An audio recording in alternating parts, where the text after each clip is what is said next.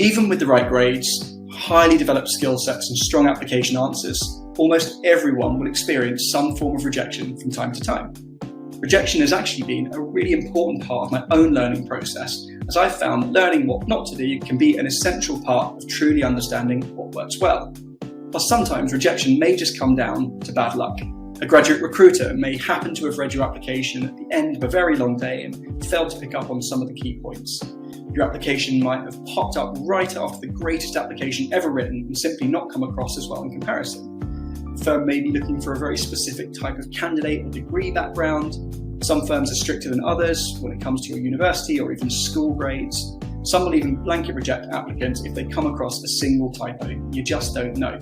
I've been rejected on dozens, if not hundreds of occasions over the past decade. I was rejected after my very first phone interview, but the feedback I received helped to transform my approach to boosting my employability at university. I was essentially told that I had only given non-academic examples to back up my skill development, whereas they were looking for a broader mix of experiences. I was also rejected by 12 out of 12 investment banks in my first year, but kept with it and finally secured a spring week in my second year.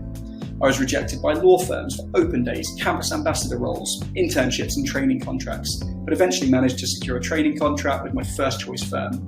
On that note, Freshfields even rejected me for a campus ambassador role after offering me a training contract. I also had barely any luck when applying to consulting firms, but now I work in part as a freelance consultant. I couldn't always clearly identify why I was rejected, but sometimes it just happens. I'm sure sometimes my applications just weren't good enough as well. Saying all that, if you are receiving dozens of rejections and having no success, it's worth having another think about the structure and content of your applications, or at least having them proofread by someone else, as well as considering whether your work experience and grades meet any benchmarks set by the firms you're applying to.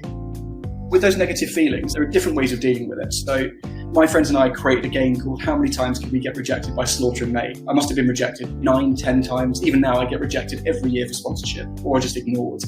But by creating that game, it meant when we got rejected, we thought, oh, here's another one to add to the tally. And we felt a bit less negative about it, so we turned it into a bit of a joke. Also, when something finally goes right, you tend to forget about all those rejections and everything feels a lot better. I was talking to a friend recently who's moved into recruitment, and he was saying there's so much cold calling and people can be quite rude down the phone or ignore those calls. But as soon as he then gets someone on the line who's really interested and closes a deal with them, suddenly the rejections don't hurt anymore and you have these positive things to focus on, these positive experiences.